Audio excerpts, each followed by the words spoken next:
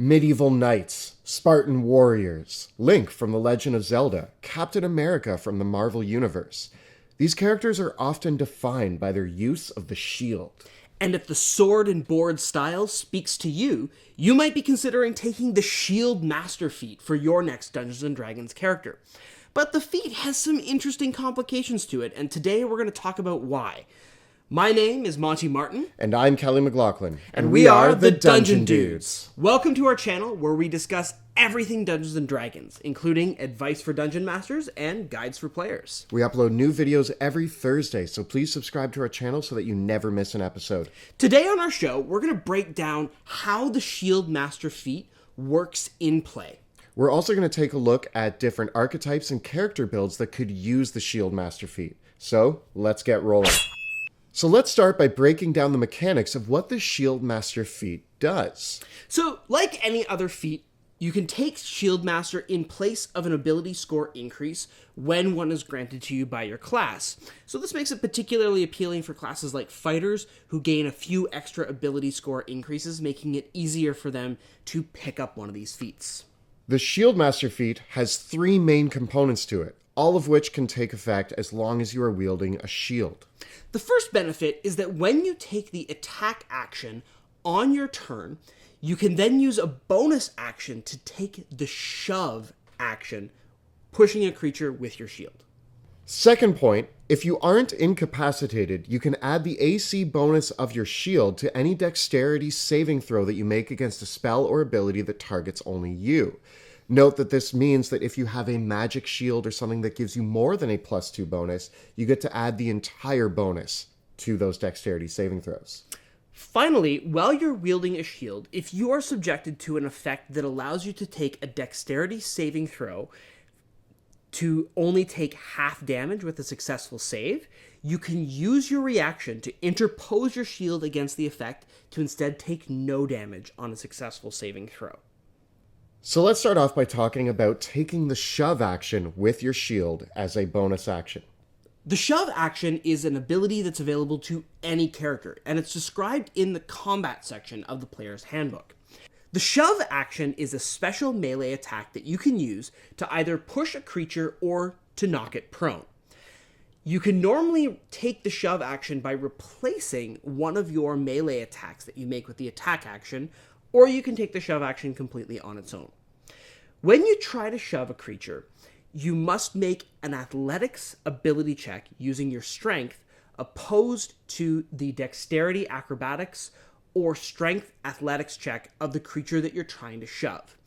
If you win this opposed contest, you can then either push the creature 5 feet away from you, or you can choose to knock them prone.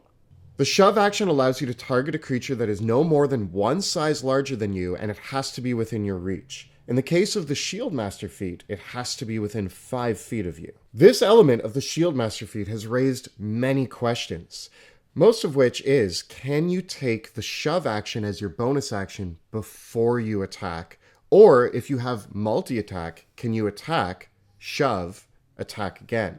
This is because many players see the Shield Master feat and look at it as a perfect opportunity to rush up against a creature, knock them prone with your bonus action, and then slam them with your melee attacks with advantage afterwards. Unfortunately, the Shield Master feat does not work this way, and we have a very clear rationale from the designers of 5th edition D&D that the feat is not meant to be used in this way at all. The bonus action granted by Shield Master has to come after the attack action is fully and completely resolved.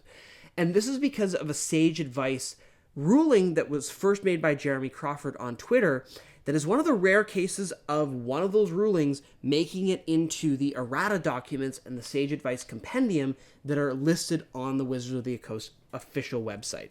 And once it makes it into those compendium, we have to take it as rules as written. Not that we have to use this at our table. Every table gets to make up their own rules. It is important to note that this is how it was designed to be used. You have to complete your attack action, which includes all attacks in a multi-attack action, and then you may take the shove action as a bonus action. The general ruling for this is that whenever you see something in the rules that say, when you do X, you can do Y, X must be fully completed and resolved before Y can be done. So this ruling actually also applies to things like two-weapon fighting, amongst flurry of blows, and even things like crossbow expert and polearm master, all of which are abilities that say when you take the attack action, you can then use a bonus action to make another attack. The attack action has to be fully completed, including all multi-attacks granted by that attack action, before those bonus action attacks can then be taken. This doesn't seem to have too much of an impact in most other places. I tried to find an example of where enforcing this rule actually matters, and Shieldmaster seems to be the only place where it does, because Shieldmaster has the ability to generate advantage by knocking a creature prone. And I think that's the main reason why the Sage Advice article was made, is that Shieldmaster, if we are able to just charge in and smash an enemy down and then gain advantage on our following attacks, becomes the easiest way to gain advantage in almost any situation. Maybe a little too easy. Although the imagery is really cool, and as a DM, if you want to allow that at your table, it would make the Shieldmaster very happy. I'm sure we all love that image of charging in, smashing an enemy with a shield, and then stabbing our sword down. But it becomes one of the easiest ways to gain advantage, which is why they've changed it so that it's only after the fact.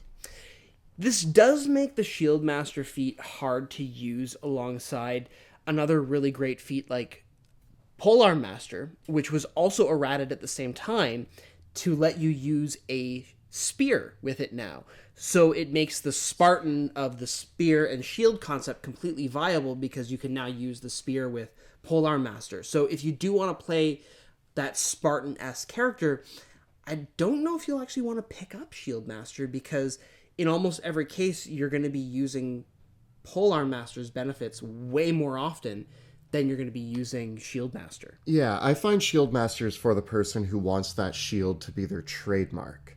Whereas if you're going for more of a Spartan warrior, although Spartans were well known for their shield work, being able to manipulate that spear a little bit better with the new Polearm Master rules is a better option. There is also the other two abilities that you get from taking the Shieldmaster feat, which we're summing up into quasi-evasion. Yeah, these are kind of some defensive perks that you get to use with the Shieldmaster feat that aren't bad. And certainly we've seen them come up a lot in our own Dungeons of Drakkenheim campaign with Paluto Jackson's character. But they do have some sticking points to them as well that you have to be careful with. The first benefit allows you to apply the AC bonus of your shield to your dexterity saving throws, but only when an effect targets only you. This gives it a pretty narrow area of application. This means that area of effect spells like Fireball and things of that nature will not actually allow you to add that bonus to your dexterity save. Things like Disintegrate or Sacred Flame will, however, but it needs to be something that targets only you with the Shieldmaster feat. And this is important because things like a Dragon's Breath weapon or the Fireball spell target an area. So even if a dragon decides to be really mean to you and fly on top of you and breathe fire on you, and you're the only one in that area, technically the Shieldmaster feat's benefit doesn't help you here. I guess the flames just envelop around your shield entirely. Well, I mean, that's the idea. If you're hit with a fireball, holding up a shield isn't really going to stop it. Yeah, I don't know. I think it would be fine if you ruled otherwise. Once again, I find that the Shieldmaster feat is very open for DM interpretation, especially if you have a player who really, really wants to be that shield guy, wants to be Captain America on the battlefield. Yeah. Let them take Shieldmaster and let them up its purpose a little bit. But for me, that's almost more the Captain America when Iron Man is shooting his beam. That would be like him with the Disintegrate Ray, bouncing it off. Maybe if it was really cool, I'd even let them bounce it into another enemy. But that one would have to be a time and a place. I think that would be a cool feat on its own. Bounce? Yeah, a shield bounce feat, yeah. There's also like no shield throw feat. That's why we made a magic item for it. Yeah.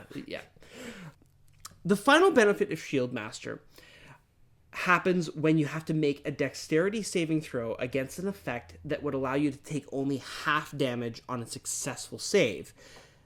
in which case you spend your reaction and take no damage.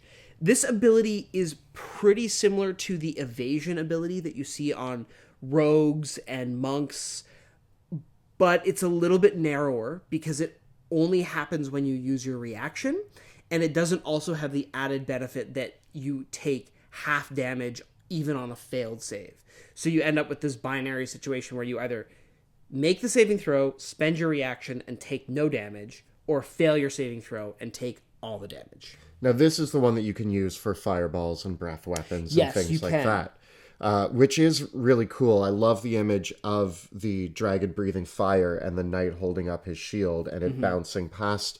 But once again, most strength-based characters aren't going to have a high dexterity anyway, and that makes this pretty hit and miss. Literally, you either hit or you miss. And incidentally, the number of effects in the game that are single target dexterity saving throw that do half damage on a successful save are pretty narrow.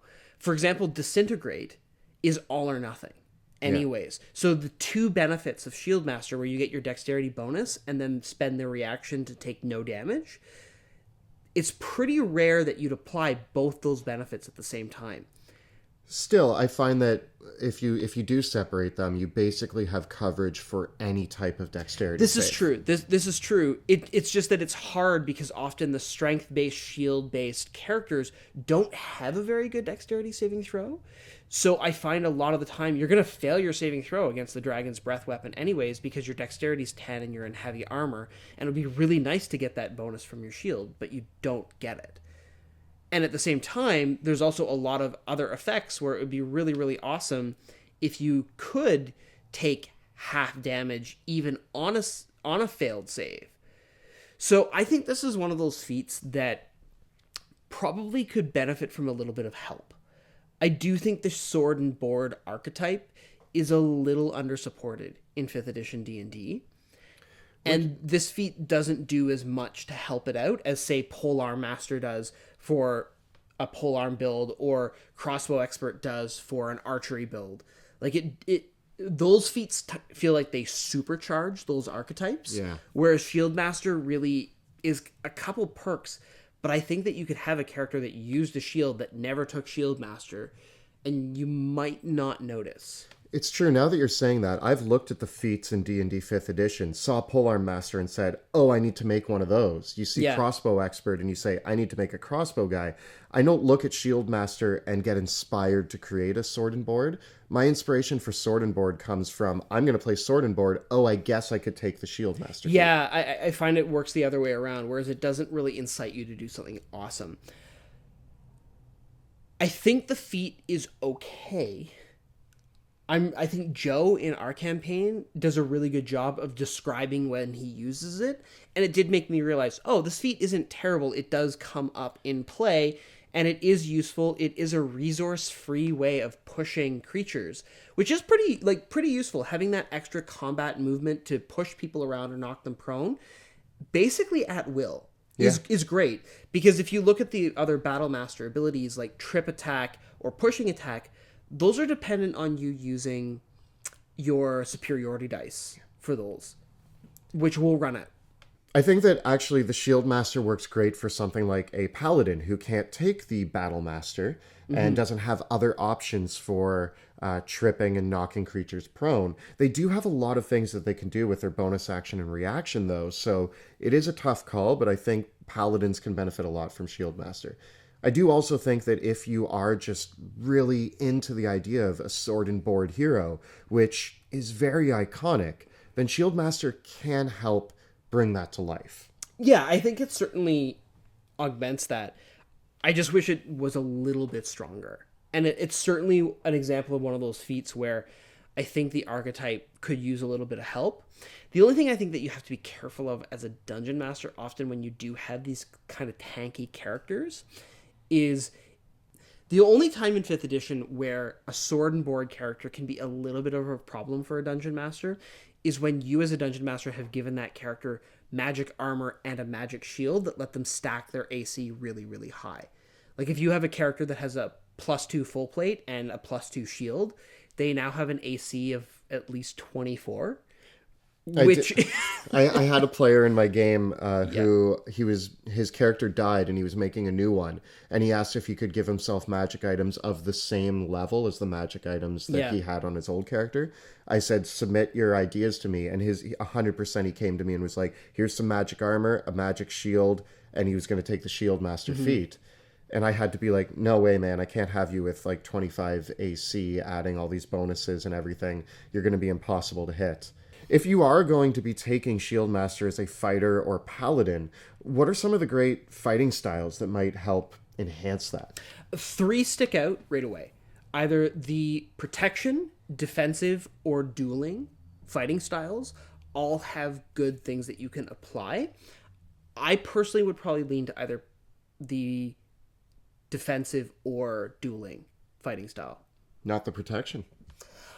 Again, the protection fighting style is the one where you can spend your reaction to impose disadvantage to an attack roll made against a creature within 5 feet of you. And now you've got so many things competing for your reaction, and you only get one reaction. So I think that, especially if you're going to take Sentinel or Polearm Master, I think probably you've saturated all the things that you can do with your reaction. Yeah. If you take Polearm and Shieldmaster, your reaction is basically called for. If you're not taking those and you just have Shieldmaster, having another option for your reaction in combat versus when a damage dealing effect is happening, those are 2 good options to have. Yeah. But besides that, I think the other 2, I always forget that dueling, you can still have a shield. I always picture the like one sword open hand, but you can definitely have a shield and still be a duelist. Yeah, because the dueling fighting style is an excellent choice for a sword and board fighter because it gives you a +2 bonus to your damage rolls with your main hand weapon. And it does apply because you're not wielding a weapon in your offhand. You're equipping a piece of armor, a shield. So it has been clarified that yes, the dueling fighting style does work for sword and shield fighting, which is great. It lets you hit a little bit harder and kind of lets you keep pace with what you would have if you were wielding a 2-handed weapon. For the sword and board fighter, I actually love the combination of dueling and Shieldmaster. Yeah. I actually think that's a great combo to make a sword and board fighter great.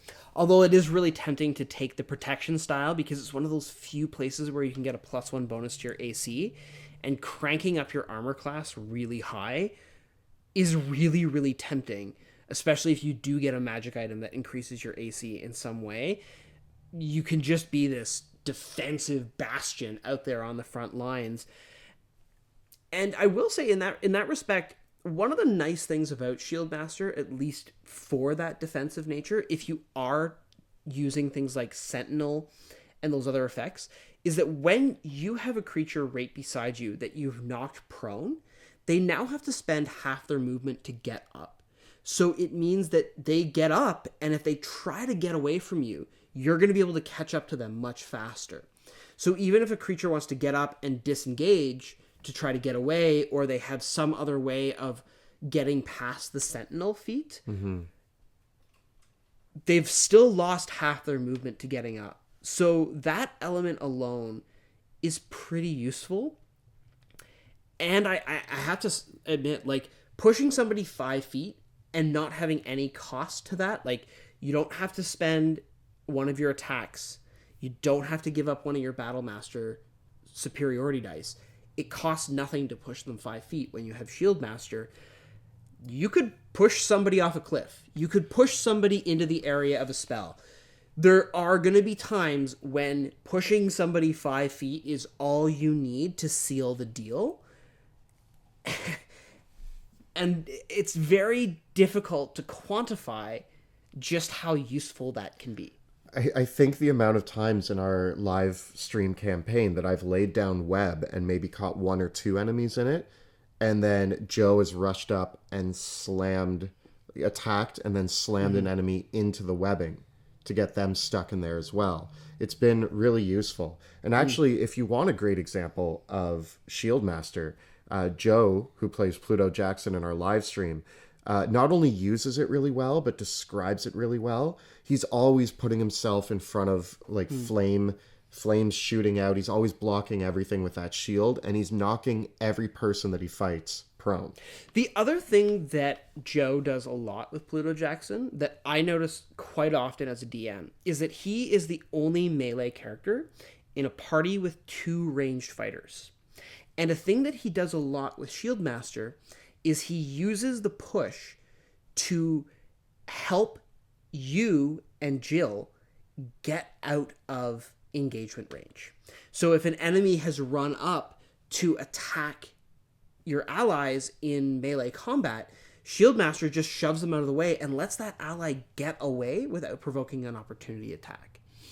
And that positioning advantage, just moving somebody 5 feet, just allows you to interpose yourself really simply between yourself and the foe. That is really, really useful. And and I can say there's been notable times where you either would have taken an opportunity attack or would have had to attack with disadvantage or would have needed to make the disengage action. But because the Shieldmaster came along and pushed the enemy out of the way, you were able to act freely on your turn. Shieldmaster saves lives. Yeah. That being said, there's a lot of really cool tactics that you can pull off with just a 5-foot shove.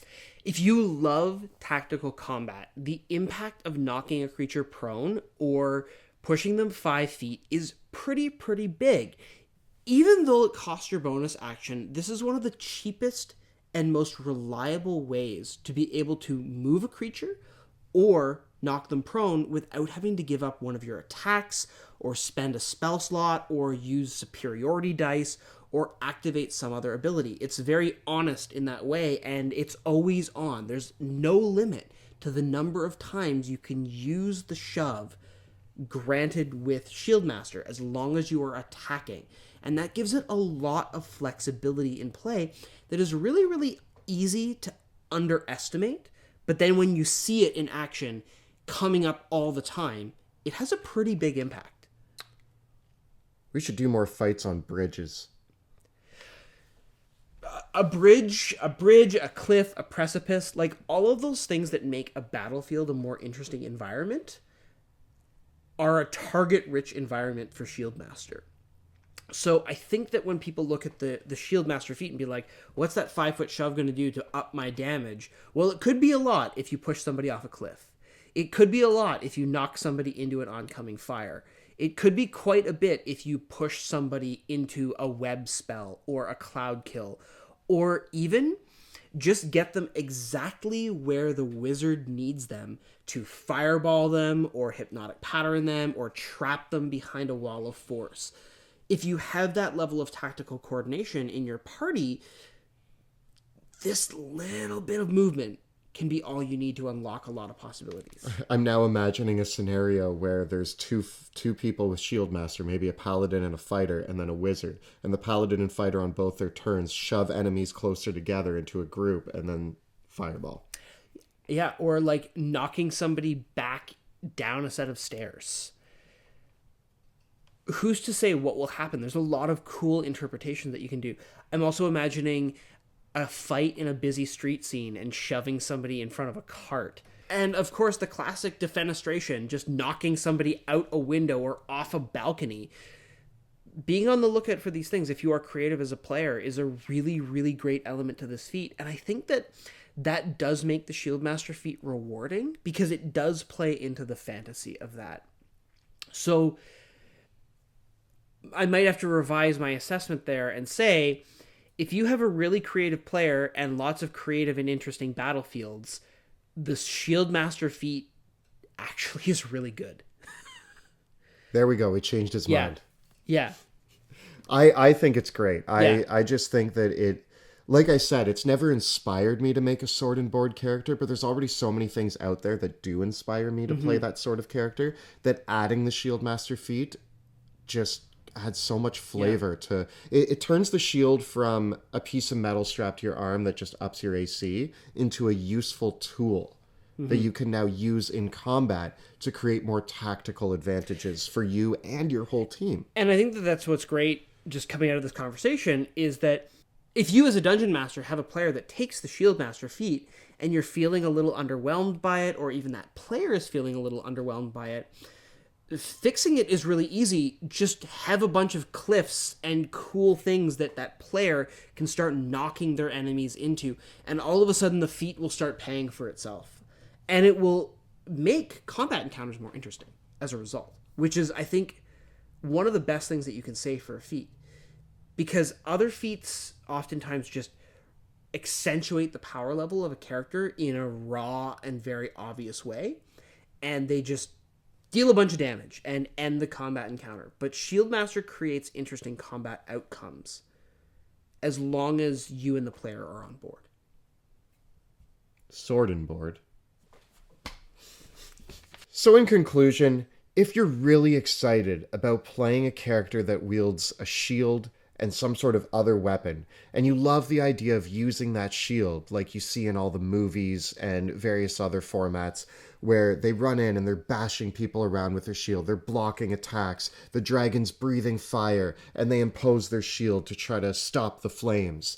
This imagery really comes into play when you take the Shieldmaster feat, and it really does a good job of turning that shield from just another piece of armor into something that you can use to enhance and change the battlefield.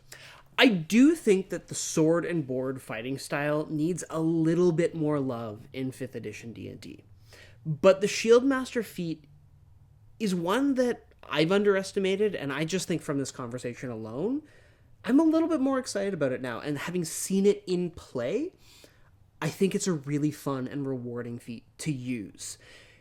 Might not be the best one, might not be the best archetype, might not be the gangbuster of damage dealing, but it's a fun feat that rewards creative and tactical thinking, and it does transform a play style. So it's a good feat.